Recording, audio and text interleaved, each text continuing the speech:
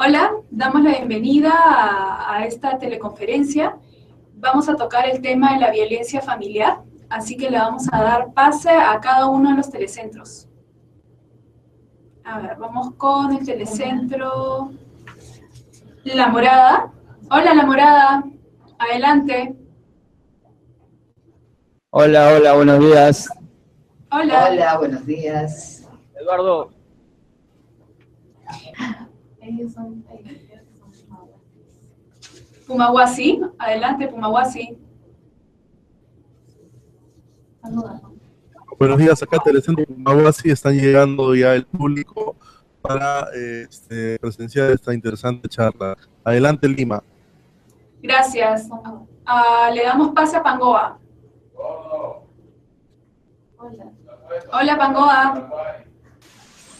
Salúdame, chicos. Hola. Hola. Buenos días. ¿Qué tal? Buenos días. Buenos días. ¿Qué tal? Bien, todo bien. ¿Ustedes? Telecentro Pangoa presente. Listo, gracias. Le damos pase a Boquerón.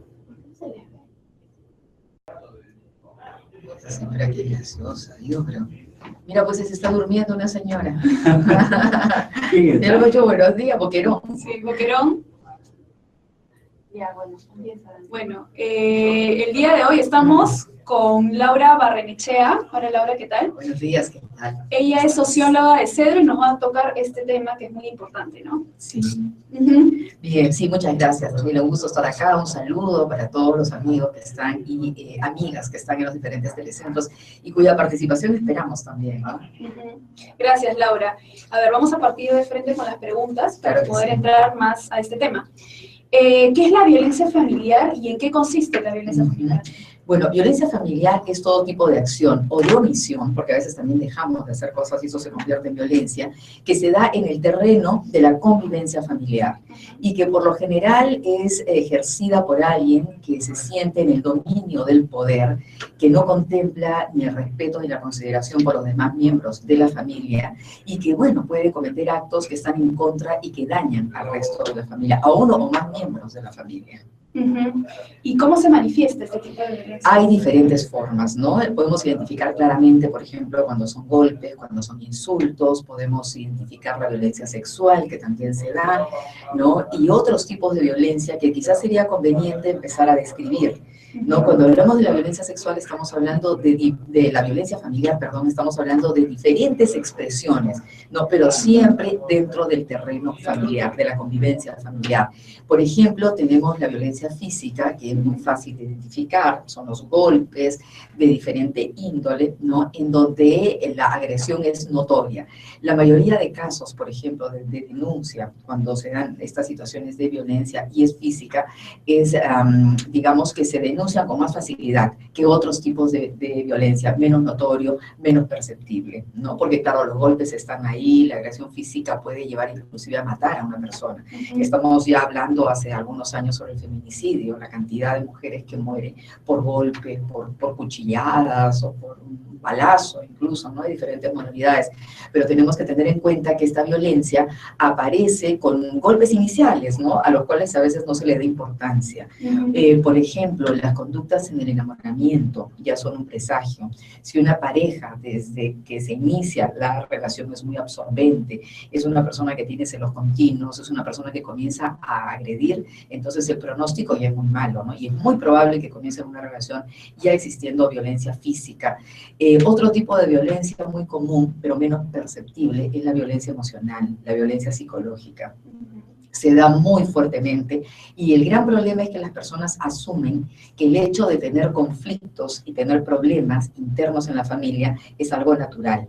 Lo que no es natural, porque los problemas y los conflictos sí van a haber siempre, lo que no es natural es la manera como enfrentamos esos conflictos y ahí vienen los inconvenientes. Cuando no aprendemos a controlar la ira, cuando no aprendemos a manejar ese tipo de situaciones, lo más pronto, lo inmediato, lo impulsivo es el insulto, es la ofensa, es la comparación, son los celos, es la inseguridad, es la desconfianza, ¿no?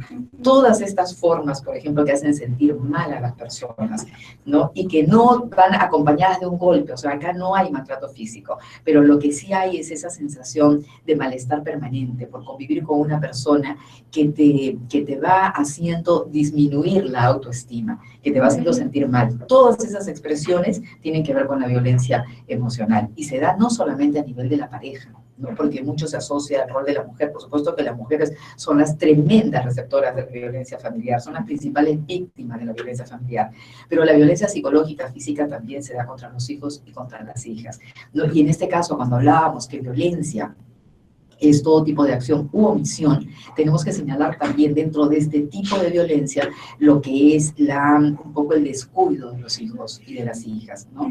Hay papás que, bueno, muy bien, trabajan todo el día, tienen que conseguir recursos económicos, eso se comprende, pero lo que no podemos aceptar es que los hijos estén todo el día en la calle sin ningún tipo de atención, sin cariño, sin control, ¿no? Eso también es un tipo de violencia, porque definitivamente estamos orientando a estos chicos hacia canales totalmente equivocados. Entonces hay que observar que de repente no los insultamos, no los ofendemos, pero los tenemos en la calle todo el día y claro, en la noche los vemos un ratito, no sabemos ni qué han hecho ni dónde han estado.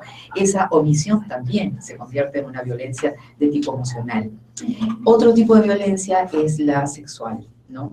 Que en realidad ha existido al parecer desde muchos años atrás, ha existido siempre, pero ¿por qué ahora es más notoria? Porque hay más denuncias, como en los demás tipos de violencia. No se denuncia todavía en la medida de lo que se debería denunciar, pero en realidad tenemos un problema muy serio en ese sentido.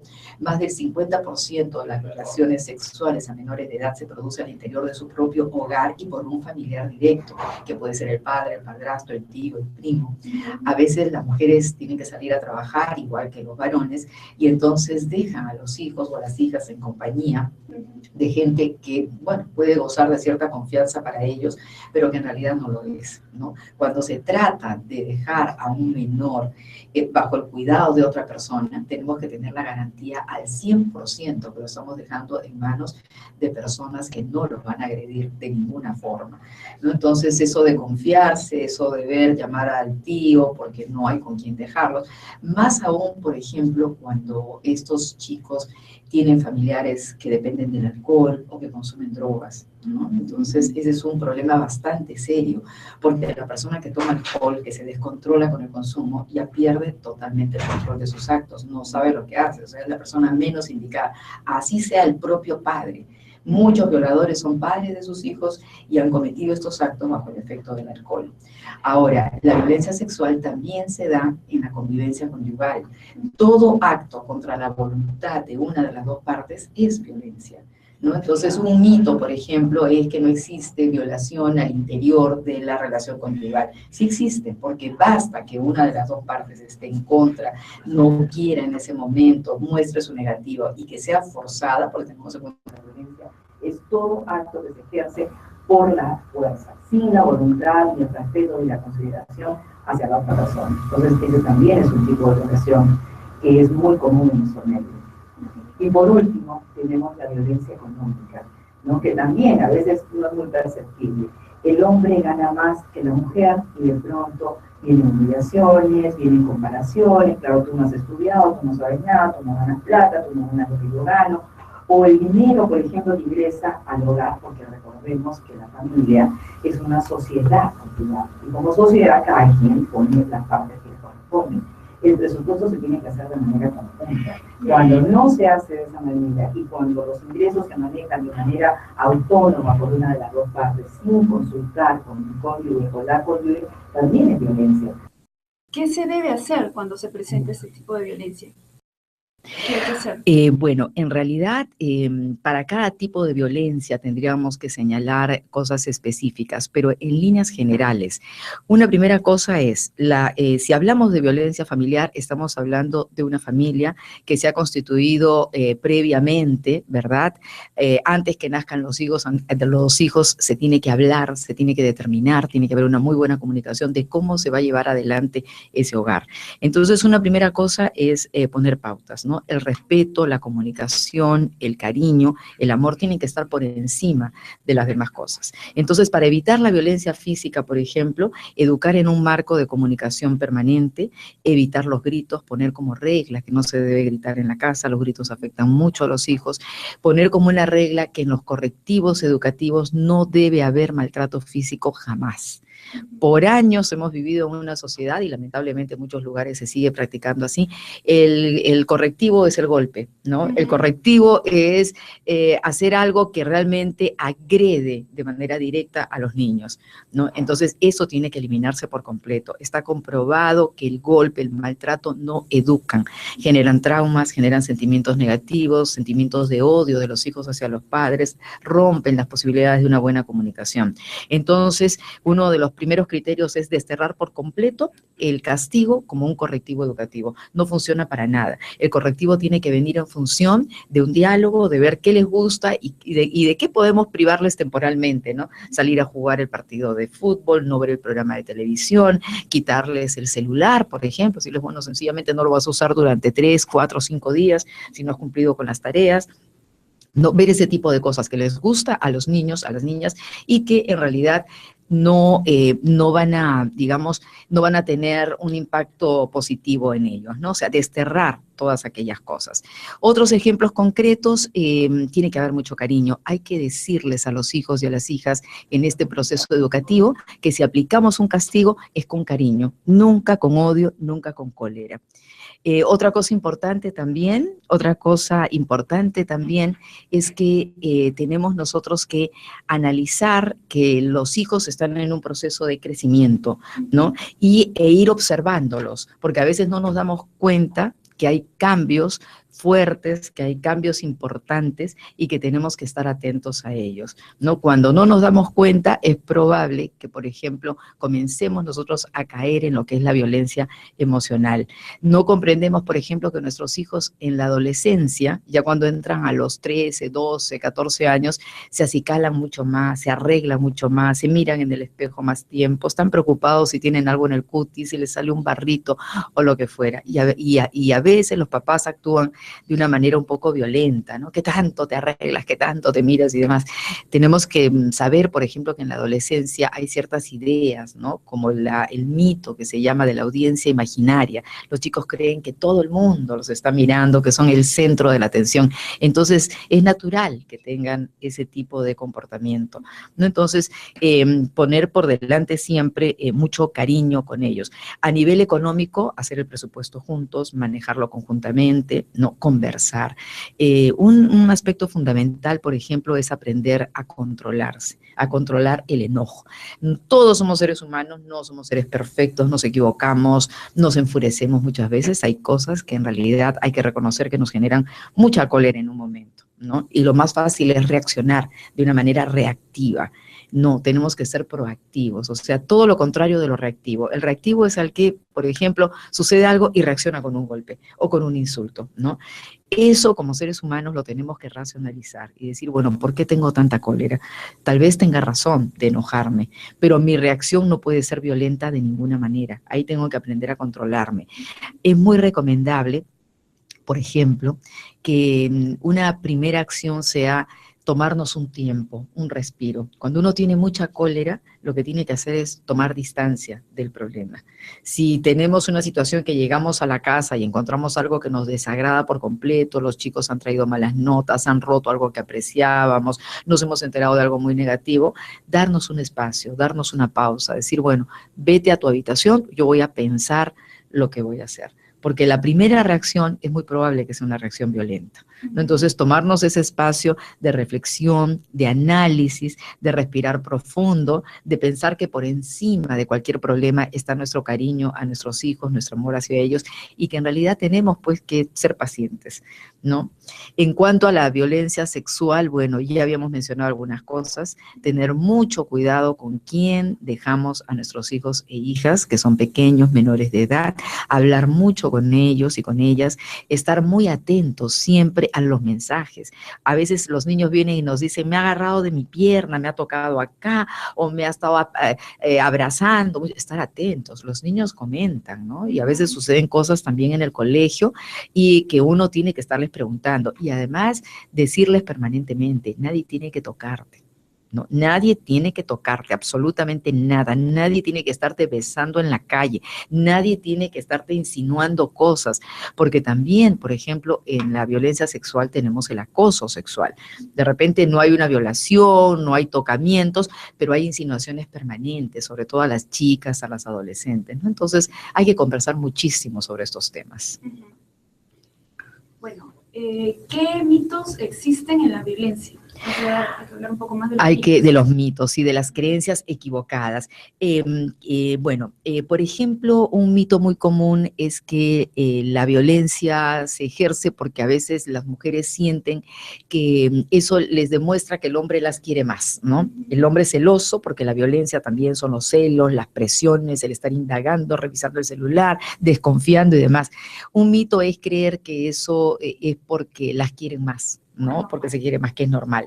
Eso es un mito porque en realidad nada que genere desconfianza, que genere estas situaciones de malestar puede ser positivo, puede ser por algo bueno, ¿no? Definitivamente en una relación de pareja tiene que haber una confianza permanente. Tenemos nosotros que dejar muy en claro que las personas no necesitamos ser vigiladas, nadie necesita ser vigilado, ¿no? Nosotros asumimos las cosas de una manera interna, interiorizamos los valores y no necesitamos, sobre todo las personas mayores, que a cada rato nos estén recordando cómo tenemos que comportarnos, ¿no? Entonces, rechazar completamente este tipo de situaciones.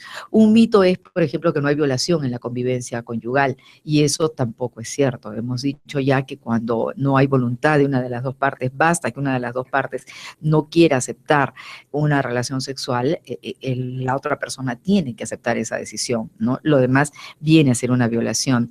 Hay otras formas, indudablemente, ¿no? Por ejemplo, que la violencia física, que la violencia emocional no es tan grave como la violencia física, ¿no? Mucha gente piensa eso, y por esas razones que a veces ni siquiera denuncian casos de violencia emocional que se da y de manera muy fuerte en nuestra sociedad, ¿no? Estamos acostumbrados a veces a reaccionar con palabras hirientes, con ofensas, con comparaciones, y entonces muchas mujeres o hombres o niños en general pueden pensar que esto es algo normal, ¿verdad? Que ya es parte de la convivencia, ¿no? El que hay insultos, y eso no es así. Ese es un mito es una creencia equivocada.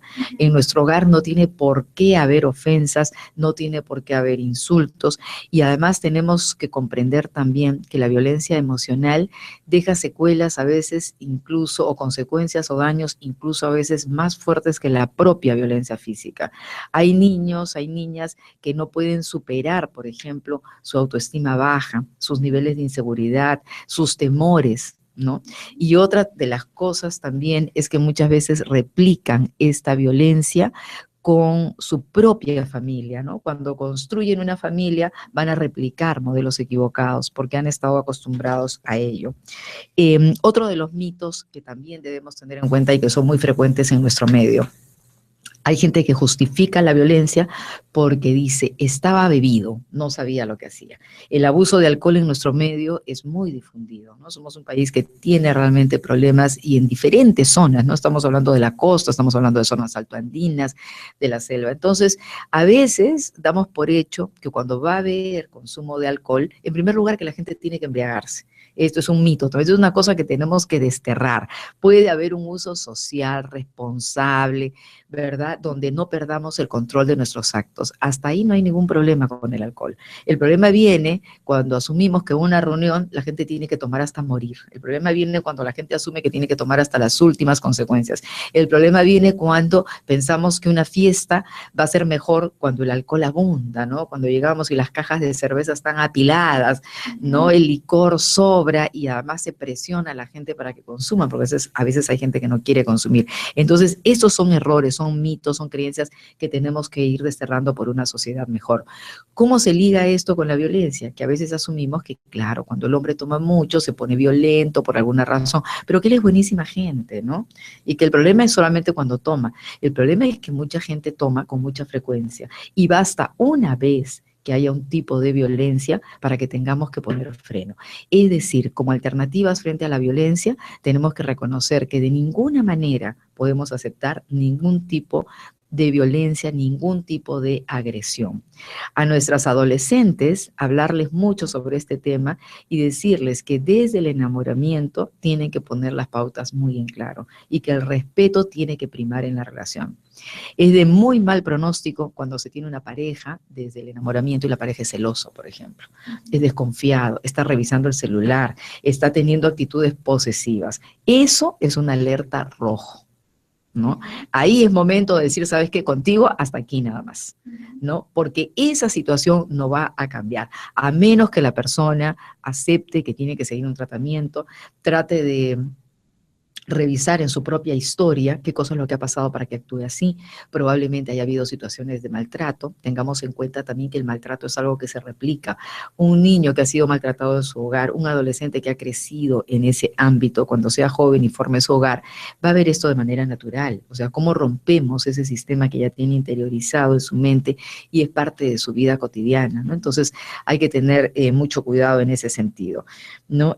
Bueno, estas son, digamos, al ciertos mitos. Otro mito, por ejemplo, es que tenemos que hacer todo por los niños, ¿no? O sea, por salvar el hogar, vale todo, ¿no? Y ese también es un mito tremendamente grave, porque un niño, una niña que crecen en un lugar donde hay maltrato, se están dañando mucho más que si la madre decidiera separarse, establecerse en formar un hogar diferente, ya sola con sus hijos en todo caso, o con los abuelitos, en fin, y donde los niños crezcan en un ambiente sano, porque todo ambiente violento es un ambiente pues altamente nocivo, ¿no? Entonces, no se justifica el hecho de decir que por los hijos. Hay un tema económico asociado, indudablemente, hay muchas mujeres que no rompen esta cadena de maltrato porque dependen económicamente de la pareja. Lo que se está viendo es que cada vez tenemos más mujeres cabezas de familia, cada vez más mujeres asumen el control económico de su familia y entonces este argumento va perdiendo fuerza, ¿no? La mujer realmente tiene que tomar a veces decisiones fuertes. El hecho que los hijos quieran al papá no significa que van a aceptar el maltrato de parte del papá. Hay muchas parejas que mejoran mucho su relación, muchas familias cuando deciden separarse, porque incluso esto da tiempos de reflexión, de decirle si el hombre realmente quiere a su esposa, quiere a sus hijos y está dispuesto a un cambio, las cosas pueden mejorar. Si no se toman estas medidas, pues es probable que la violencia continúe. Otro mito está ligado al embarazo. Hay mujeres que piensan que con la llegada de los hijos, que con un nuevo embarazo, la violencia se va a frenar. Y esto tampoco funciona. Perú, para nuestra vergüenza, es el país en América Latina con más alto índice de maltrato a la mujer embarazada. En ningún país en América Latina se golpea tanto a la mujer embarazada como el Perú. Es decir, cuando hay violencia no se respeta por el hecho de estar embarazada. Entonces es un mito pensar que como está esperando un bebé, bueno, ya no la van a tocar, no la van a golpear y demás. No sucede eso. El hombre violento continúa golpeando, continúa con esta actitud, a menos que decida seguir un tratamiento, ¿no? A ver, voy a utilizar tu micrófono porque tengo problemas con el mío. Sí. Y continuamos con las preguntas. Sí, o con el círculo de la violencia. Sí, si es que nos podrías mencionar qué es el círculo de la violencia y cómo se manifiesta, ¿no? Sí, este es un tema muy interesante porque en la violencia no es que haya una línea permanente, ¿no? No es que ya se da todos los días y todos los días la persona está así, ¿no? Entonces lo que sucede es que es todo un ciclo, es como un círculo vicioso. ¿Dónde comienza? En el agravamiento de las tensiones, ¿no? Comienza a haber tensiones que pueden ser por problemas económicos, por mala conducta de los hijos, porque traen malas notas, porque se ha bebido mucho alcohol, porque se vino del trabajo con la cabeza pues enfurecida, se tuvo un problema, hay frustraciones cotidianas, lo que fuera. Mucha gente no aprende a manejar esos conflictos de una manera saludable, de una manera sana. Lo primero que tenemos que decir en ese sentido es que problemas, dificultades, frustraciones, cóleras, en fin, van a haber siempre. O sea, no todo es color de rosa, no todo en la vida va a estar lindo, ¿no es cierto? Entonces es natural que tengamos días aciagos, difíciles, complicados, ¿no? Hay noticias malas, hay a veces, o simplemente a veces estamos caminando en la calle y alguien nos insulta por alguna tontería y ya nos dio cólera y demás. Entonces pero lo que tenemos que aprender es a manejar el enojo. Cuando no lo sabemos manejar, viene el problema, llegamos a la casa y normalmente la persona violenta se desquita con los más débiles, ¿no? En la violencia hay la sensación, en la violencia familiar, de que el dominio y el poder lo ejerce una persona. Todavía vivimos en una sociedad machista donde se piensa que el dominio y el poder está en manos del varón, que normalmente es el que además aporta más económicamente en la casa, y eso también le da una sensación de empoderamiento, equivocado totalmente, ¿no? Pero entonces sucede que llegan a la casa y comienzan los conflictos, comienzan los problemas y se genera una tensión. Probablemente al inicio sean insultos, sea una cuestión verbal, pero la tensión se va agravando y eso es una cosa que tenemos nosotros que tener siempre presente. La tensión no se va a quedar ahí, se va a seguir agravando porque ya de pronto hubo una respuesta de la esposa, ¿no? Eso enfurece más, ¿verdad? Y la tensión se va incrementando. Esa es la primera etapa. Comienzan los insultos. Esa etapa puede durar varios días o puede durar simplemente horas. Y se pasa a la segunda etapa. La segunda etapa ya es el desencadenamiento de la violencia. Ya es el golpe, es la agresión física, es la ofensa emocional. No puede haber violencia sexual también en estos casos, ¿no? Pero es el desencadenamiento de la violencia como tal, ¿no? ¿Qué pasa si no hacemos nada? ¿Qué pasa si no prevenimos? Porque la idea es prevenir desde un principio, o la idea es que cuando se dan estos casos, pues proceder a denunciar y demás. Pero ¿qué pasa cuando no hacemos nada? Pasamos a la tercera etapa, ¿no? Que la tercera etapa es la que confunde a la familia, confunde a la mujer, confunde a los hijos. ¿Por qué? Porque viene la reconciliación. O sea, el hombre se siente culpable, porque definitivamente lo es, ¿no? Ha cometido actos violentos, no ha ejercido la fuerza, no ha tenido ningún respeto por su pareja, ¿verdad? Ha habido humillaciones, en fin.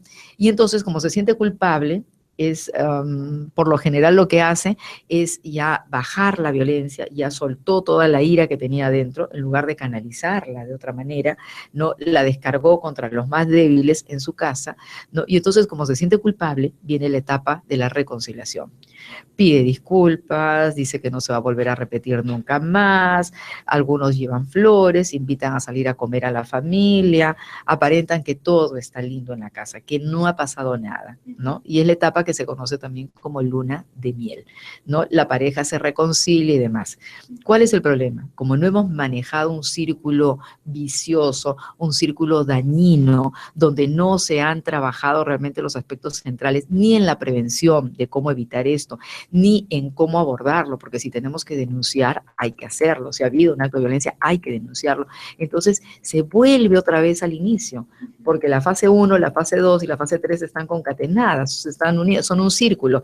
Entonces, ¿a qué vamos a regresar después de una etapa de reconciliación? Vamos a regresar otra vez a la acumulación de las tensiones. Otra vez se comienzan a cargar y como lo aprendido se hace hábito, lo aprendido, la costumbre es que después de esa carga viene la descarga, y la descarga otra vez es el golpe, es el maltrato, es la agresión verbal, psicológica, lo que fuera, para volver. Entonces, hay gente lamentablemente que no sale de ese círculo, y hay que reconocer que ese círculo no desaparece solo, ¿no? Va a continuar. La violencia familiar es como las adicciones, son algo creciente, son algo progresivo, no se va a detener solo.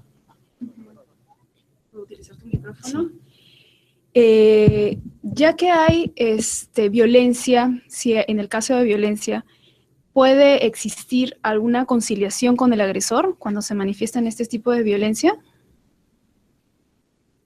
Bueno, hay, digamos, lo que podríamos señalar es que puede haber una primera negociación. Lo que podemos hacer nosotros es, a los primeros signos, no cuando ha habido situaciones extremas, no cuando ha habido golpes, no podemos de repente nosotros conversar con la persona. Lo que habría más bien es una negociación, ¿verdad? Empezar a ver con mucho cariño y demás cómo podemos enfrentar esto. Porque hay parejas realmente que se quieren mucho, ¿no? Que tienen mucho en común y que podrían trabajar estos aspectos. Lo que puede haber es una negociación dentro de la cual haya compromisos de ambas partes, sobre todo del agresor, de que esto no se va a repetir nunca más. Si no ha sido una lesión grave, si no han sido golpes, si no ha sido se puede llegar de repente a negociar con ellos y buscar ayuda especializada.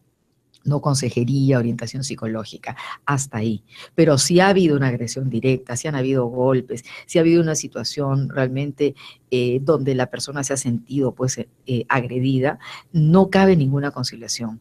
La conciliación, por ejemplo, puede ser si nosotros queremos establecer un negocio, queremos dividir una herencia, ¿no? ¿Y cómo lo hacemos? Bueno, nos vamos a un juicio nos lleva mucho tiempo y demás. Entonces, en esos casos puede haber de repente una conciliación extrajudicial, ¿no? Pero en el caso de la violencia familiar no cabe la conciliación. Cuando ha habido maltrato, golpes y demás, lo que cabe es la denuncia. ¿Qué podemos hacer, por ejemplo, no? Hay algunos canales importantes, por ejemplo, cuando hay violencia, para eso están las comisarías, ¿no? En las comisarías nosotros tenemos que acercarnos. Hay una ley que es la ley 26260, que Perú la dio casi como país pionero en América Latina el año 93. Esa ley tipifica todo tipo de violencia a nivel físico y psicológico. Entonces, cuando una persona es agredida, tiene todo el derecho de acercarse a una comisaría y hacer una denuncia, ¿no? Y tiene que acercarse a la comisaría o a la fiscalía, ¿no? De la zona donde ocurrió el hecho, ¿no? De su barrio, de su distrito, de su jurisdicción, ¿no? Entonces, eso es lo primero que se tendría que hacer. También están las defensorías, ¿no? O sea, hay espacios, existen espacios, están los centros de emergencia mujer. Tendríamos nosotros que, por ejemplo, comentarles a las personas que están en los diferentes telecentros cuán cerca está su centro de emergencia mujer.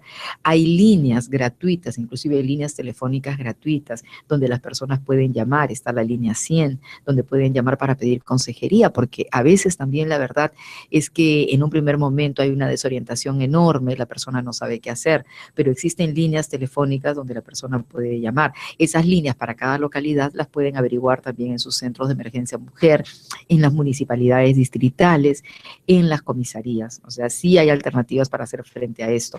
Posteriormente a esa ley, a la 26260, se ha dado la ley 30364.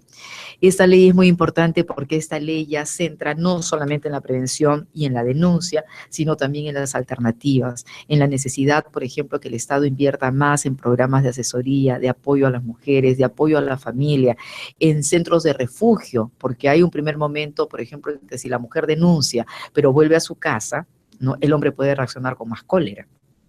Entonces tiene que haber espacios donde la mujer pueda ser atendida, ¿no? Y también un aspecto importante en esto de la asesoría es que aproximadamente el 50% de las mujeres con problemas de violencia familiar tienen un nivel educativo muy bajo. Entonces están desorientadas respecto a qué hacer. Entonces en estos centros se les da toda la ayuda necesaria en el sentido pues de lo que es orientación y sobre todo de poder viabilizar estas denuncias, ¿no? Para evitar que estos cuadros se sigan repitiendo, porque como hemos dicho es algo creciente, es algo progresivo, que no se va a acabar por sí solo, ¿no? Se tiene que actuar. La última pregunta, que es, ¿qué limitaciones tenemos como sociedad cuando se manifiesta la violencia? Bueno, una primera limitación que tendríamos que señalar son estos aspectos socioculturales, ¿no? Vivimos todavía en una sociedad muy machista, donde se siente que el hombre es la cabeza de la familia, quien tiene la autoridad, ¿no? Todavía consideramos que el hombre tiene que ser atendido por la mujer. Las mismas mujeres muchas veces asumimos actitudes machistas, no educamos con roles equitativos, ¿no? Por ejemplo, al niño se le deja ir a jugar fútbol y a la niña se le dice, no, tienes que cuidar a tu hermanito, tienes que lavar los platos, tienes que preparar el almuerzo, tienes que quedarte en la casa porque no hay nadie que se quede para cuidar. Y el hijo sí sale a la calle, sale a entretenerse, sale a hacer vida social. Son construcciones sociales que hemos heredado, porque bueno, así nos han formado antes, pero los tiempos han cambiado. Ahora se habla de la ley de igualdad de oportunidades.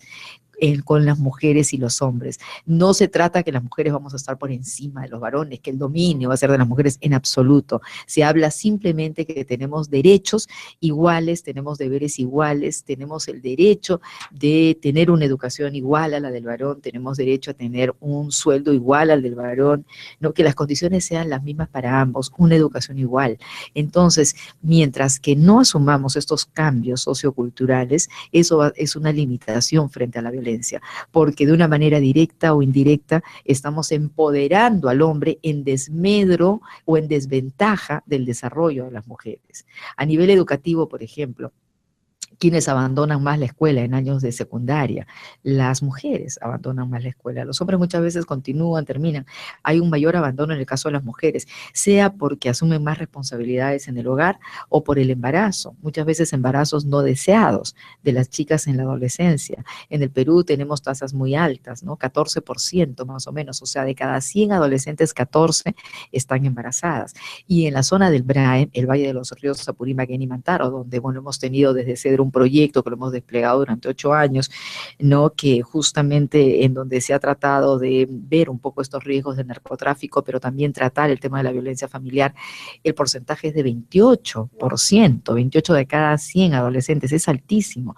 Y eso es violencia, porque eso tiene que ver también con las pocas oportunidades que la familia en primer lugar y la sociedad en segundo lugar le da a las mujeres y a las adolescentes, ¿no? Entonces, estos aspectos socioculturales que tienen que ver con el machismo, que tienen que ver con el empoderamiento al varón, con las creencias equivocadas, con los mitos que todavía traen muchas familias, ¿no? En donde el hombre está por encima y ejerce un dominio y se le da el poder, es una de las grandes limitaciones, ¿no? Lo que tenemos que cambiar es nuestro chip, nuestro pensamiento, ¿no? Para decir, no, caramba, somos iguales, ¿no? Sírveme mi comida, no sírvete tú, o sírveme tú ahora, ¿no? Hoy día cocino yo, mañana cocinas tú, ¿no? Yo traigo también dinero a la casa y finalmente somos una sociedad conyugal donde realmente todos tenemos que ejercer roles, funciones por igual, ¿no? La crianza de los hijos, por ejemplo. Felizmente ahora vemos más a papás cercanos a sus hijos desde pequeños, ¿no? Los papás tienen también que cambiar pañales, tienen también que alimentar a los hijos, tienen también que jugar con los hijos desde pequeñitos. Hay papás que tienen miedo inclusive a bañar a su bebé, ¿no? Eso tiene que cambiar.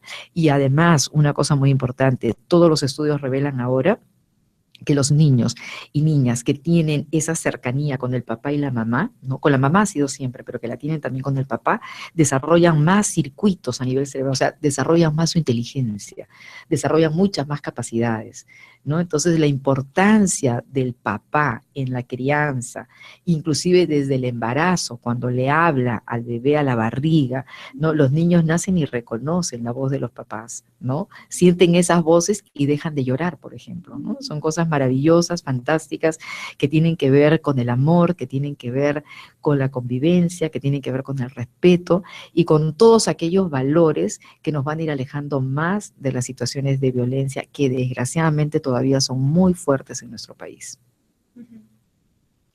A ver, vamos con la ronda de preguntas, ¿te parece? Sí, claro que Por sí. cada telecentro van a ser 2 preguntas por telecentro.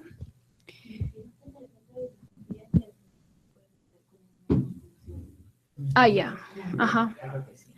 A ver, vamos con el telecentro, ¿con cuál? La Morada. Adelante, La Morada. Sí. Casa Lima, buenas. Hola, La Morada. ¿Nos escuchan? Sí, ¿nos escuchan? Sí. Vamos con Bien. las preguntas. La beneficiaria Janet, que le va a hacer una pregunta.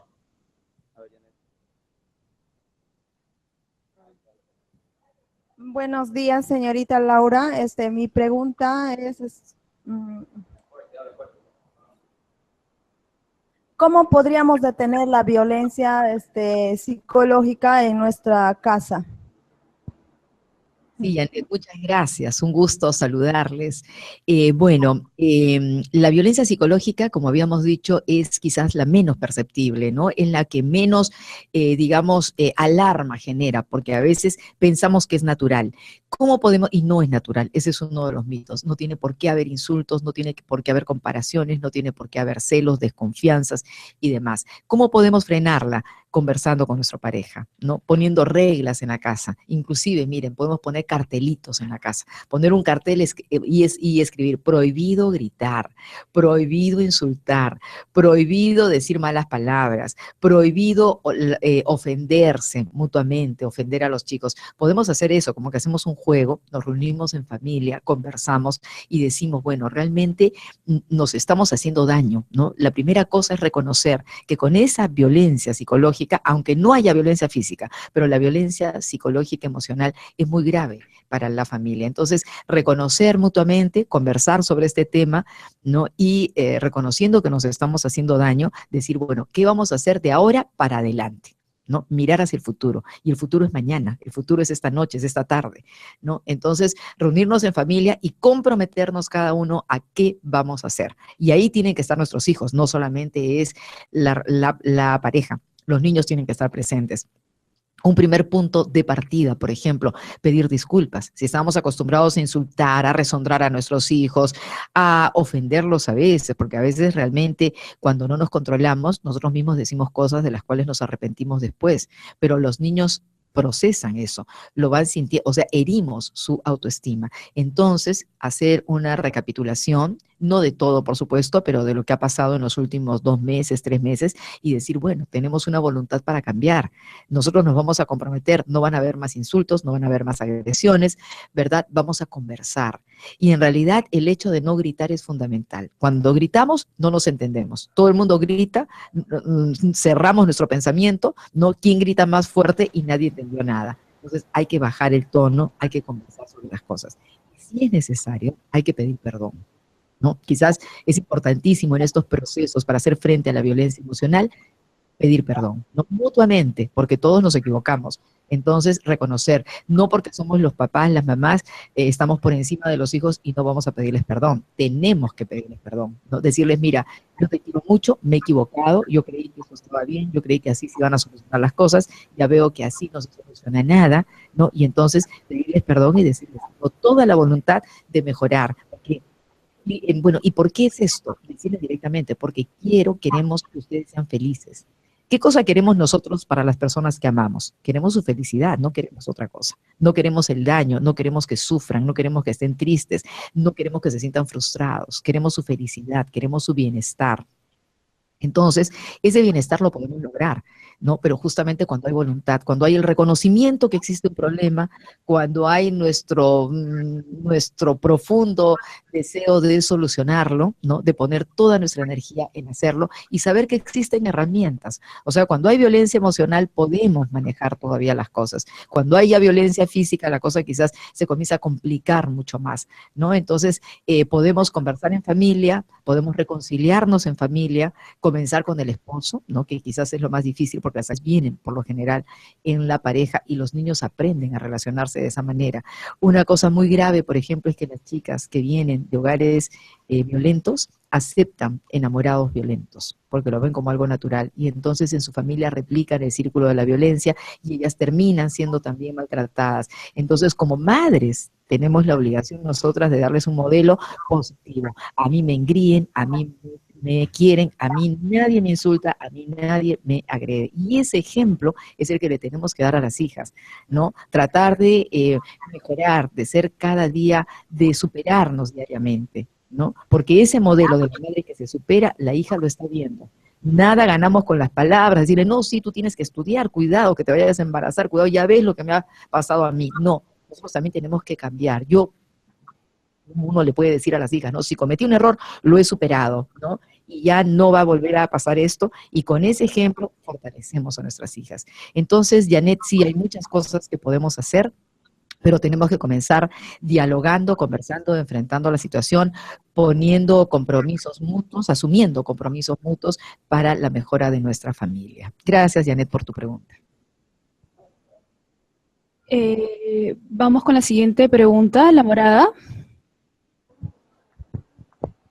La última Bien, muchas gracias, señorita Laura. Ha sido de muy grata ayuda. Tengo otra pregunta de nuestra participante Luz.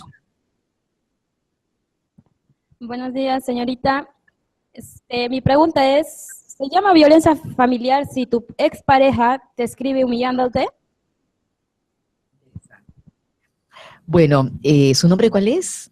Luz, ¿cómo estás? Bueno, si ya es la expareja, ya no es violencia familiar, porque ya está fuera del ámbito familiar. Tenemos que precisar que la violencia familiar es todo acto u omisión, sobre todo acto, ¿no? Aunque también hay del otro, que se da al interior de la familia, intrafamiliar, en la convivencia familiar, ¿no? Entre la pareja, con los hijos y los padres, en fin, esa es la violencia familiar. En este caso, si es una expareja, ya es un acoso. Es una violencia que no es familiar porque ya han roto un vínculo, así sea el padre de los hijos. Pero usted, Luz, con esa carta va a la comisaría y presenta su denuncia, porque nadie tiene por qué amenazarnos, nadie tiene por qué generarnos conflictos, nadie tiene por qué ponernos en una situación de temor, porque ese temor no nos deja trabajar, no nos deja vivir tranquilas, no nos deja emprender proyectos que nosotros quisiéramos hacer. El temor muchas veces paraliza. Hay mujeres que están amenazadas y que de pronto sienten que no son capaces de hacer otras cosas porque tienen miedo hasta de salir, de encontrarse con esta persona. Entonces, en esos casos, cabe una denuncia inmediatamente, ¿no? Porque nadie tiene el derecho de estarnos mandando amenazas, de estarnos ofendiendo, digamos, o de estarnos acosando a través de las cartas. Si es una persona que uno valora todavía, puede ser el papá de los hijos, tal vez un primer paso sería decirles lo que pensamos hacer. Decirle, mira, que sea la última vez, vamos acompañadas, no solas, citamos a la persona, les quiero que hablemos. Vamos acompañadas para no exponernos, porque no sabemos realmente cómo pueda reaccionar. Una persona que nos amenaza puede llegar en un momento a agredirnos también, a cumplir sus amenazas. Entonces, vamos acompañadas y le decimos, mira, yo en realidad te tengo todavía aprecio, o si no te lo tengo, por lo menos, digamos, respeto el que seas el padre de nuestros hijos, si es que lo fuera, ¿no es cierto? Y no quisiera que los niños sufran porque vean al papá preso, vean al papá en problemas, ya, pero te advierto que esta es la última vez. Yo recibo una amenaza más y voy de frente a la comisaría, te van a citar y tú tendrás que asumir las consecuencias. Debemos saber nosotras, como mamás, como mujeres, como hijas, en fin, y todos, en realidad el hombre también puede sufrir maltrato, pero es mínimo, ¿no? Generalmente quien recibe todo el impacto de la violencia son las mujeres, ¿no? Pero lo que debemos saber es que no estamos solas, que este es un tema que durante muchos años se manejó dentro del espacio privado, era un problema privado, la familia era entre cuatro paredes, nadie tiene que meterse. Incluso cuando se quería denunciar, se decía, no, ¿quién te ha pegado? Tu esposo, no, hijita, regresa a tu casa. Eso felizmente ya pasó a la historia, ¿no? Ahora tenemos muchas instituciones que se preocupan por este tema, se reconoce que la violencia familiar no es un problema privado, es un problema social, está en el espacio público y tenemos todas las instituciones a nuestro alcance para ayudarnos. Entonces, ante cualquier situación de esta, no dudemos en denunciar, no dudemos en ejercer nuestros derechos y en reconocer, ¿no?, que tenemos derecho de ser felices, de vivir tranquilas, tenemos derecho a realizarnos como personas sin que nadie nos maltrate, sin que nadie nos ofenda y tenemos derecho a tener una familia sana, no permitir de ninguna manera que nuestros hijos o hijas sufran maltrato. Gracias, Telecentro La Morada. Ahora le damos pase a Boquerón. Boquerón, adelante.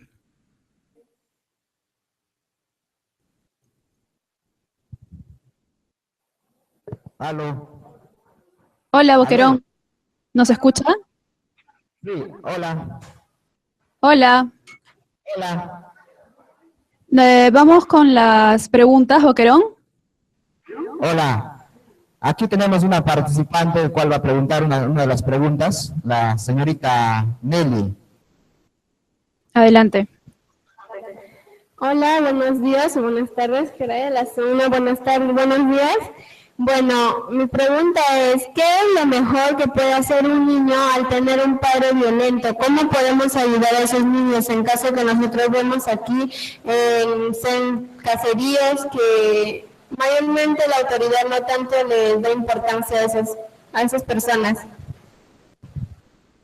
Gracias, Nelly, por la pregunta. Un saludo a quienes están presentes en el Telecentro Boquerón. Bueno, lo que Nelly menciona es de verdad un problema grave, penoso, ¿no? Porque niños que están desamparados en todo caso, ¿no? Si la autoridad no está presente. Bueno, el maltrato a veces viene también de parte de la mamá, y eso es una cosa que tenemos que reconocer. Muchas veces la mujer que es maltratada replica el maltrato también con los más débiles en la casa, es decir, con sus hijos. También se dan situaciones como lo que Nelly señala, en la violencia familiar también es la negligencia, estos niños que están abandonados, que nadie los cuida, que lloran a veces sin recibir una atención, ¿no? Y bueno, problemas de este tipo. Estos casos son quizás los más graves, ¿no? Donde los dos padres, la mamá y el papá, están enfermos, porque a veces la mamá recibe el maltrato, pero la mamá protege a los hijos, ¿no? Pero en los casos en que ambos maltratan, ¿verdad? Ambos están enfermos, ambos necesitarían un tratamiento. Aquí, Nelly, tenemos que hablar ya de la necesidad de una denuncia pública. Si las autoridades no lo hacen en la localidad, hay que buscar instancias en otros lugares. Siempre hay algún centro de emergencia mujer cerca, ¿no? O relativamente cerca. En esos centros sí, no cabe duda alguna, cuando hay maltrato se tiene que atender. Hay niños y niñas que a veces tienen que ser llevados a albergues. Hay niños y niñas que tienen que ser asumidos por el Estado, ¿no? Uno siempre quisiera que vivan con su papá y con su mamá, pero si ambos están enfermos, como es el caso que tú mencionas, por ejemplo, Nelly, en donde los niños pues son maltratados y no reciben una ayuda, entonces se tienen que buscar estas instancias, ¿no? Porque de lo contrario, estos niños van a crecer en una situación de altísimo riesgo. Es probable también que los manden a trabajar desde temprana edad, es probable que pase cualquier cosa en la casa, ¿no? Violaciones sexuales, lo que fuera, ¿no? Entonces hay que reconocer que siempre existe alguna institución. El Estado cada vez está, digamos, extendiendo más sus redes. A veces también hay una falta de conocimiento de qué instituciones cercanas pueden darnos una ayuda, ¿no? Un psicólogo en el colegio, alguien que nos oriente realmente y que nos diga a qué institución acudir. Es cierto que hay lugares que están más alejados, hay lugares donde es más difícil encontrar estos espacios, pero de hecho que sí, tiene que haber alguno y se tienen que tomar las medidas, ¿no? A veces también puede suceder que la madre no actúe porque tiene temor, no maltrata a los hijos, pero tiene mucho temor. Entonces, lo que se hace en esos casos es mantener a la madre con los hijos y actuar sobre el papá, ¿no? Que es el que tendría realmente que estar en una comisaría o ser detenido o lo que fuera, ¿no? Pero cada caso tiene que ser evaluado independientemente, pero siempre existe una salida. Vamos con la siguiente pregunta, Boquerón. Ya, con la siguiente pregunta es de la señora Norma, al cual vamos a pasar.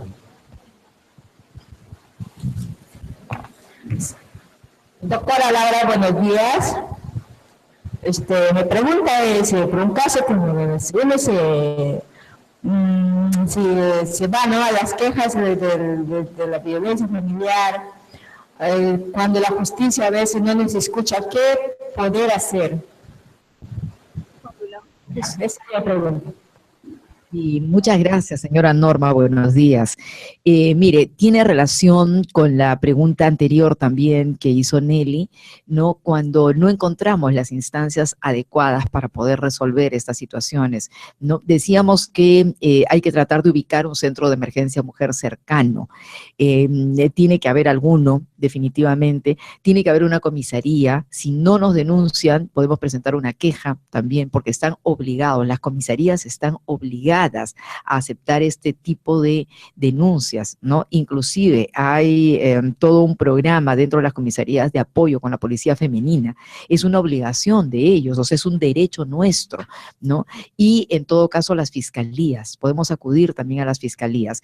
Si en el lugar en donde uno vive no existen estas instancias, hay que buscarlas, ¿no? Hay que ir al lugar más cercano, porque de hecho que lo va a encontrar. Y otro aspecto importante también es que nosotros tenemos que aprender a organizarnos comunitariamente, ¿no? Si las instituciones locales no son lo suficientemente fuertes o no han sido concientizadas en la medida de lo necesario para poder enfrentar estas situaciones, formemos nuestros clubes de mujeres, clubes en los cuales nosotras nos asociemos para hacer frente a la violencia y nos protejamos mutuamente.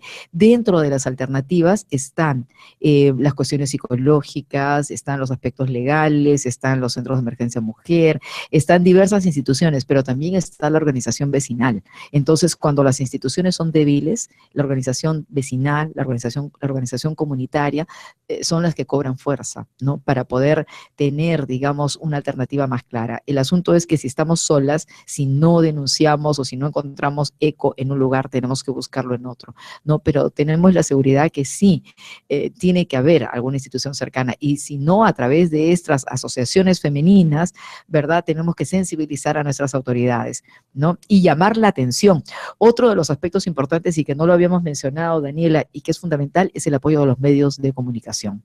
Nosotros desde Cedro estamos convencidos que la fuerza que los medios tienen pues es enorme, ¿no? Cuando no nos escuchan en la fiscalía, no nos escuchan en la comisaría y demás, vayámonos a una radio, tiene que haber una radio local, tiene que haber, si hay un canal, mejor, pero si no, una radio o dos radios, siempre vamos a encontrar a alguien que nos escuche, ¿no? Y entonces ahí sí, los medios de comunicación son masivos, tengamos en cuenta eso, o sea, nuestras demandas, nuestras denuncias van a llegar a las instancias donde deben estar. Gracias, Telecentro Boquerón. Ahora le damos pase a Campo Verde. Muy buenos días, socióloga Laura Barrenechea. Hablo del Telecentro de Campo Verde y mi pregunta es la siguiente. Quisiera saber cuál es el proceso específico de recuperación de un niño que ha sufrido violencia psicológica, o como padres, o cómo podemos ayudar y cuál es este proceso. ¿Cuál es el proceso de ayuda para un niño? Bien, muchas gracias. Un saludo a Campo Verde, ¿no? Al Telecentro de Campo Verde. Primero que nada, decir que nunca es tarde para frenar la violencia, ¿no? En este caso, la pregunta concreta es evidentemente en el caso de un niño que ha sido maltratado, puede haber sido violencia física, psicológica, sexual, en fin. En realidad existe toda una dinámica que se viene implementando en los centros de emergencia mujer, en las defensorías, hay apoyo psicológico, ¿no? Lo que hay que trabajar mucho es el tema psicológico, que los niños y niñas maltratados puedan superar sus traumas, hay que crearles un ambiente sano, hay que trabajar mucho el tema de la comunicación tanto efectiva en cuanto a los mensajes, a que ellos incorporen nuevos mensajes, pero también la comunicación afectiva. Un niño maltratado necesita muchísimo amor, más que nadie, necesita ganar confianza y seguridad en las personas mayores, sobre todo en aquellas personas que son sus referentes más importantes, su papá y su mamá. Si el maltrato vino de parte del papá y el papá es una persona enferma que todavía tiene que rehabilitarse durante mucho tiempo, si ha habido una violación ahí es una cuestión traumática, probablemente lo mejor sea que no lo vean nunca más, ¿no? Entonces, ahí tiene que encontrar amor de parte de sus familiares más cercanos, pueden ser la mamá, los abuelitos, los hermanos, ¿no? Pero sobre todo las personas mayores. Entonces, hay que crearle un ambiente libre de violencia. Esa es la mejor forma en que un niño puede empezar a recuperarse de esas situaciones traumáticas, ¿no? Y para esto existe mucha asesoría, ¿no? Ahora cuando llega un niño maltratado a uno de estos centros, realmente existe el equipo profesional para darles todas estas alternativas. Pero claro, el rol de la mamá, por ejemplo, de los acompañantes en el proceso, es darles mucho cariño, mantener la firmeza, claro está, porque a veces confundimos, decimos, uy, como este niñito ha sufrido tanto, como lo han maltratado, ahora dejo que haga lo que quiera. Tampoco, ¿verdad? Porque la formación, el principio de autoridad tienen que mantenerse, o sea, no nos equivoquemos en ese sentido. Pero dentro de esas reglas que tienen que seguirse dando en el hogar, decirle que todo se hace con cariño, que todo es por amor, que todo es para su formación, que si los tenemos que castigar en un momento, porque quizás estos niños o niñas van a ser mucho más sensibles a los castigos, ¿no? No me dejas ver televisión porque no me quieres, porque has sentido durante mucho tiempo que no lo han querido cuando era maltratado, pero decirles no, justamente porque te quiero y porque te quiero mucho, es que tengo que hacer que tú aprendas, ¿no? Y no gritarlos nunca. Tengamos en cuenta que son niños que tienen traumas quizás severos, profundos, ¿no? Que va a ser todo un proceso largo que ellos superen. Entonces, con mucha paciencia, con mucho cariño, ¿no? Evitando situaciones violentas, vamos a lograr sacar adelante a estos chicos. Sí, por supuesto que se recuperan, pero tenemos que poner toda nuestra voluntad en que tiene que haber un cambio. Vamos con la siguiente pregunta, Campo Verde. Gracias. Ya, muy buenos días, señora Laura. Lo que quiero es preguntarle a usted de que, ¿qué medida pudiéramos tomar nosotros que una chica ha sido maltratada por sus padres y ella fue con un destino a la calle y ahora resulta embarazada, ¿no? ¿Qué medidas pudiéramos tomar en esa parte? Bien, bueno, muchas gracias. Además es agradable, es bueno escuchar a un varón también preocupado en estos temas como debe ser, ¿no? Cuando hay maltrato de ambos padres, tiene que haber, si es menor de edad, ¿no? Habría que ver si es menor de edad en primer lugar, porque si ya es mayor de edad, bueno, es otro el procedimiento. Pero en realidad, si es una menor de edad, tiene que ir este caso a la defensoría, ¿no? A la defensoría del menor y del adolescente.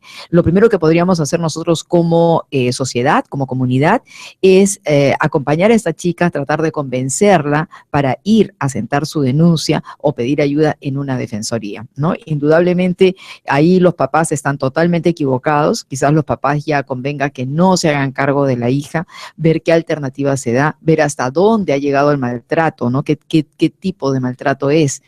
¿No? Si puede haber todavía la posibilidad que esta chica siga viviendo con sus padres o si es conveniente que sea trasladada a otro lugar, ¿no? Con apoyo del INAVIF, por ejemplo, ¿no? O de alguna otra institución. Entonces, lo primero que hay que hacer es ver en estas instituciones y sobre todo hablar con la menor, en este caso, para ver si quiere recibir ayuda, ¿no? En primer lugar, hay que convencerla que necesita ayuda. Ahora, si está embarazada, indudablemente ya los problemas se complican, ya tiene nuevas responsabilidades, quién se va a hacer cargo, ¿no? Pero hay que apelar a las instituciones locales y tal vez también en algún caso a la solidaridad comunitaria, ¿no? Porque ya si se trata de un caso serio donde la niña no puede volver a su casa, ¿no? Hay que ver junto con las instituciones locales dónde se la puede ubicar y darle mucha orientación psicológica, porque si, por ejemplo, se ha embarazado buscando cualquier cariño en la calle ante la ausencia del cariño de los padres, entonces puede caer pues en un proceso en donde permanentemente esté teniendo hijos, en una confusión de sentimientos, ¿verdad? Por ausencia justamente de ese canal afectivo paterno y materno. No, el caso que usted señala se da con muchas adolescentes, desgraciadamente, pero hay que intervenir, porque si no estas adolescentes se empiezan a llenar de hijos, empiezan a tener una confusión permanente, ¿verdad? Y lo más grave, siguen siendo sometidas a violencia, porque es muy probable que esa pareja sea un violador o sea un maltratador, igual que fue su papá y tal vez también su mamá, ¿no? Porque también habíamos dicho, hay mamás que igual ejercen el maltrato también sobre los hijos o hijas. Gracias, Campo Verde. Ahora le vamos a dar pase a Nuevo Progreso, pero antes, por falta de tiempo, o el tiempo nos ha quedado muy corto, solo vamos a pasar una pregunta por Telecentro que nos queda, Nuevo Progreso, Pangoa y Pumahuasi. Cualquier consulta que tengan, les voy a dar el correo de Laurita para ver si es que les puede escribir a Laura. A ver, Nuevo Progreso. Si hay un 20% de varones que son estropeados por su esposa, entonces, ¿de qué se estaría hablando sobre la violencia? ¿O solamente es en la mujer? Bueno, saludos a Nuevo Progreso. Es violencia familiar, o sea, el hecho que sea el varón, lo que pasa es que es más raro en el varón, pero si es un 20% realmente es bastante alto, 20% de hombres estropeados estoqueados. Bueno, pero estamos hablando, la pregunta va al hecho que el hombre es maltratado por la mujer, ¿verdad? Eso es lo que hemos entendido, si no es así nos corrigen, por favor. Pero sí, definitivamente, la violencia familiar es todo acto que se da, todo acto de agresión, sea físico, verbal, lo que fuera, dentro del entorno familiar, dentro del terreno familiar. Entonces, si el hombre es el maltratado, o sea que lo insultan, que lo agredan, que le quitan el dinero, no, o sea que le pegan o lo que fuera, también es violencia familiar. Y el hombre, en estos casos, tiene el mismo derecho que la mujer a ir a un centro de emergencia. No se llama centro de emergencia mujer porque indudablemente el maltrato se da mucho más contra la mujer, pero indudablemente si hay una casuística, ¿no? Si se dan situaciones en donde el hombre es el maltratado, se tipifica también como violencia familiar. Y como repito, tienen los mismos derechos de ir a denunciar, de ir a pedir apoyo, de ir al médico legista para que vea la gravedad de los daños, ¿no? Y también de ejercer protección, ¿no? Los hombres y las mujeres en este campo tienen los mismos derechos. Gracias, Telecentro Nuevo Progreso. Ahora le damos pase a Pangoa. Buenas tardes, señorita doctora. Yo quisiera preguntarle, tengo una hija bien agresiva, qué le puedo hacer cuando a sus hermanos le agride, le contesta? Cuando yo le ordeno la casa, vas a lavar los platos y vas a hacer las cosas en la casa, ella no me hace caso y se pone a ver televisión. ¿Qué no puedo hacer cómo le puedo conversar a la niña? Porque en el colegio es bien callada, pero en la casa bien agresiva. ¿Cuántos años tiene su hija, señora? Tiene 15 años. La pregunta es, ¿qué hacer con su hija que es agresiva en la casa y es callada en el colegio cuando no le hace caso a los quehaceres del hogar, ¿no? Bueno, buenas tardes con Progreso, ¿no? Con Pangoa, disculpen. Buenas tardes con Pangoa. Bueno, es una pregunta bien complicada de poder responder, porque en realidad lo primero que tendríamos que ver es cuál ha sido un poco el contexto, la forma como se han ido llevando las relaciones familiares, ¿no? Lo primero que tendríamos que preguntarnos, señora, usted que preguntó, es si es que esta niña en algún momento ha sido sujeto también de maltrato. O sea, lo que hay que averiguar es el porqué de la rebeldía. O sea, es un caso típico de rebeldía. No hago caso, agredo a los demás, ¿no? Me desquito con el más débil, ¿no? Usted nos indica que también agrede a sus hermanos menores, no cumple las indicaciones de la casa. Hay que averiguar el porqué de esa rebeldía. Si usted puede, digamos, ubicar algún psicólogo o psicóloga, ya sea en el colegio, en su localidad, alguien que le pueda ayudar en este proceso. A veces los chicos no se abren con nosotros como papás o como mamás, no quieren dialogar, no quieren expresar las cosas. A veces la rebeldía se da porque hay resentimientos muy profundos, ¿no? Y lógicamente en la adolescencia esto se hace mucho más grave, se acentúa esa rebeldía. Por eso es que se habla que la adolescencia es una edad difícil. Si se ha pasado una niñez un poco complicada, la adolescencia va a ser complicada. Si la niñez ha sido una niñez, digamos, armoniosa, la adolescencia casi no se siente, ¿no? Entonces, cuando vemos problemas serios en la adolescencia es porque se están trayendo problemas y resentimientos desde la niñez. Entonces, hay que tratar de sacar esas cosas, ¿no? Y averiguar qué es lo que está pasando. Un primer paso sería que usted tratara de hablar con su hija, las dos solas, váyanse al parque, váyanse a tomar una gaseosa, no gaseosa, mejor un jugo más saludable, pero que puedan conversar entre las dos. Pero por supuesto tiene que haber todo el ánimo de tener la mejor predisposición, porque si le vamos a reclamar, si le vamos a increpar, si la vamos a resondrar, no vamos a ganar absolutamente nada, o sea, nos alejamos más, ¿no? De pronto hacer un intento personal, sobre todo usted que es la mamá, de conversar con ella y preguntarle el porqué de ese comportamiento, qué le molesta, ¿no? Qué le entristece, qué la revela, qué pueden hacer en la casa para llevarse mejor. Si usted ve que no avanza con eso, hablar con el esposo también, ¿no? Y decirle, porque de repente el esposo pues tiene actitudes que han herido constantemente a esta niña. Estamos suponiendo simplemente, ¿no? Porque no sabemos qué cosa es lo que pueda pasar. De repente usted y su esposo tienen una relación muy armoniosa y el problema viene por otro lado, pudiera ser también. Pero justamente se trata de averiguar qué cosa es lo que está produciendo esta rebeldía.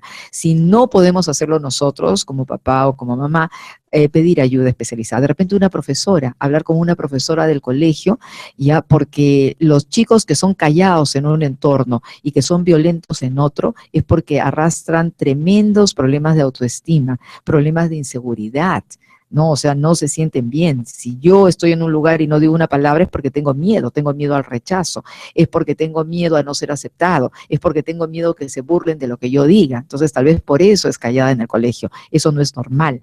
Entonces, un paso importante también es, así como vamos a hablar en la casa o saliendo, ¿no? Pero hablar como familia, también pedirle a los profesores, sobre todo a las profesoras más cercanas, alguien con quien ella tenga confianza, que nos aconseje, que averigüe, que le pregunte. Con alguien esta niña tiene realmente que liberar todas esas frustraciones que tiene dentro, ¿no? Y el paso siguiente, si es necesario, es buscar ayuda especializada, ver qué centro de emergencia mujer hay cerca, ver qué defensoría hay cerca, porque siempre hay abogados, hay psicólogos que nos pueden ayudar y de manera gratuita, ¿no? Muchas gracias por su pregunta.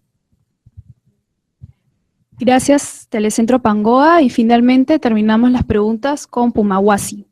Pumahuasi, adelante. Buenas tardes, doctora. Doctora Laura, la pregunta va, ¿de qué forma, de qué manera se identifica al adolescente agresor? Y también, ¿de qué manera se puede ayudar a la persona agredida? O sea, puede ser el adolescente o puede ser una persona mayor, porque en estos casos, en nuestros caseríos, es difícil tener esa ayuda, porque nosotros vivimos en una zona rural y no hay mucho apoyo en todo eso.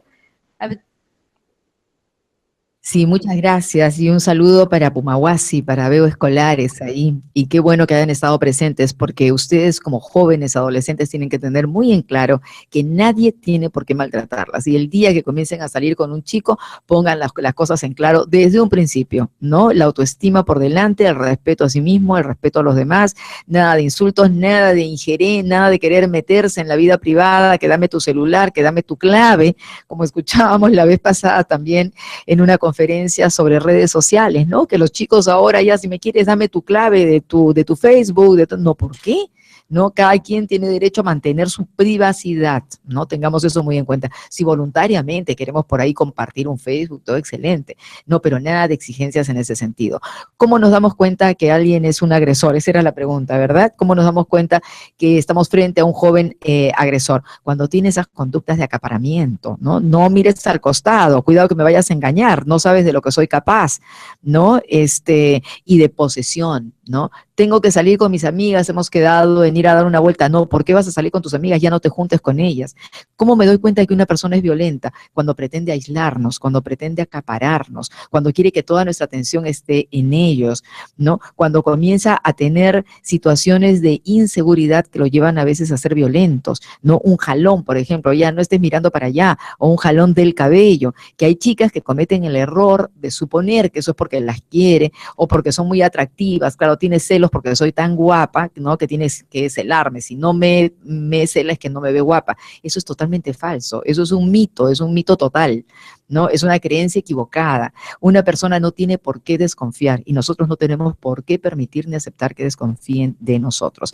En una persona mayor igual, los indicadores de violencia o de agresión son clarísimos. Cuando una persona no sabe manejar el enojo, es natural que nos enojemos, es natural que nos sintamos mal en un momento, pero no podemos explotar, no podemos tirarle un vaso en la cara a una persona, no podemos darle un golpe, ¿no? Somos seres racionales, entonces esa ira tenemos que controlarla.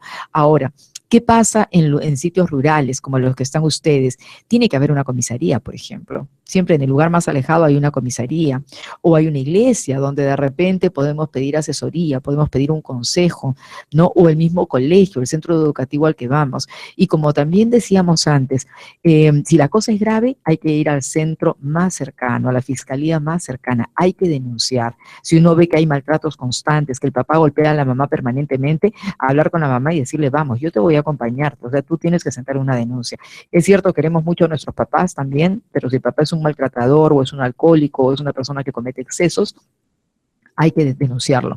Hablar mucho con las mamás también en ese sentido, porque las mamás a veces por el temor a quedarse sin la pareja, por temor a qué van a decir los vecinos, los de la comunidad, por temor a las cuestiones económicas, a enfrentar el mundo sin ese apoyo económico, no pueden a veces soportar situaciones de violencia y esto es un error gravísimo, ¿no? Entonces hay que buscar la ayuda especializada en la zona más cercana. Y el otro punto que lo conversábamos también antes, si estamos en una zona rural donde no hay muchas instituciones, trabajar la organización comunitaria, ¿no? Formar redes, ustedes como chicas jóvenes, las mamás como mujeres realmente que quieren una vida sana para sus familias, organizarse, apoyarse, reunirse una vez a la semana, por ejemplo, y decir, bueno, ¿qué cosa está pasando? ¿Todo está bien en cada una de las casas? ¿Dónde hay un problema? Vamos todas a hablar, vamos todas a intervenir, ¿no? Porque, bueno, y con esto cerramos en realidad, la violencia es un problema social, ¿no? No se quede en el ámbito privado, ¿no? Entonces tenemos que enfrentarlo también de manera social.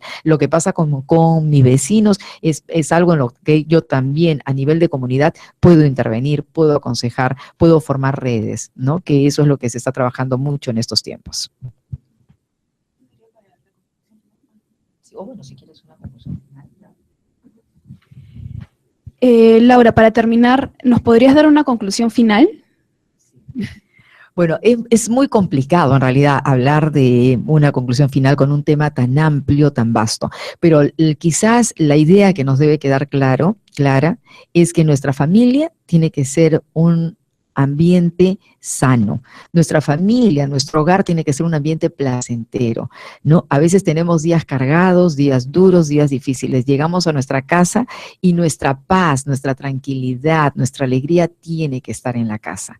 Construyamos hogares donde no haya violencia, donde lo que prime sea el amor, el respeto, el juego. Quizás no hemos podido hablar mucho sobre este tema, pero una forma maravillosa de expresar amor de padres a hijos cuando son pequeños, sobre todo jugando con ellos, porque además a través del juego les enseñamos lo que son las reglas, lo que son los valores, lo que es la disciplina, lo que es el respeto, lo que es la honestidad, cuando le decimos, mira, prohibido hacer trampa, ¿no? Prohibido hacer trampa. Entonces, apliquemos esto. Pensamos que nuestro hogar es lo más importante que tenemos y es lo que más debemos cuidar y donde no debemos permitir que exista nada que nos haga daño. Y si ya existe algo que nos hace daño, tenemos que ver cómo lo solucionamos. Y si no podemos solucionarlo nosotros solos, busquemos la ayuda necesaria, ¿no? Y establezcamos hogares, lugares en donde vivir, que es nuestra familia, donde realmente nos sintamos bien, ¿no? Donde recibamos amor y no recibamos violencia ni situaciones negativas, ¿no? En el hogar se construye justamente la personalidad, se construye los ideales, se construyen nuestras metas y tienen que ser espacios donde todos nos sintamos bien. ¿De quién depende que nuestro hogar funcione bien? De nosotros mismos. Somos 3, 4, 5, 6 personas. Tenemos que hablar, tenemos que hacer compromisos, tenemos que establecer reglas para vivir bien, porque el bienestar depende de nosotros mismos. Y si hay una persona enferma, porque realmente a veces, por mucha pena que nos dé, tenemos una persona enferma en la familia y esa es la persona violenta, ¿no? Entonces, esa persona tenemos que apartarla, tienen que seguir un tratamiento, le podemos seguir dando nuestro apoyo, visitarla y demás, y podría quizás volver a la casa si realmente nos aseguramos que esta persona ya está sana. Entonces, nuestro hogar tiene que ser ese centro donde nosotros nos podamos desarrollar bien y nos sintamos felices. Es decir, tenemos derecho a ser felices. La felicidad es una opción personal, es el hecho de tomarnos un cafecito, con lo mucho o poco que podamos tener, disfrutar de jugar con nuestra familia, de ver un programa en televisión, de contarnos qué tal nos ha ido durante el día, ¿no? O sea, esas cosas sencillas, todo eso nos da felicidad, ¿no? Y nos aparta también de situaciones pues que no son nada saludables. Pensemos que esa felicidad depende de cada uno de nosotros y de el hogar, cómo nosotros establecemos las reglas en el hogar, el sistema de convivencia en el hogar. Gracias, Laura, por tus consejos. Este tema nos ha ayudado a muchos, espero que ayuden a muchos también. Ahí está en la barra el correo de Laura, pueden escribirle y ella las va a responder. Gracias, Laura, nuevamente por este tema. Bueno, ahora sí nos despedimos. Vamos. Chao, Telecentro La Morada. Chao, Telecentro. Ese es Boquerón. Gracias, Boquerón. Ahora damos pase al Telecentro Campo Verde. Gracias, Campo Verde. Chao. Y finalmente, no, todavía Telecentro, perdón. Pangoa. Chao, Telecentro Pangoa. Gracias.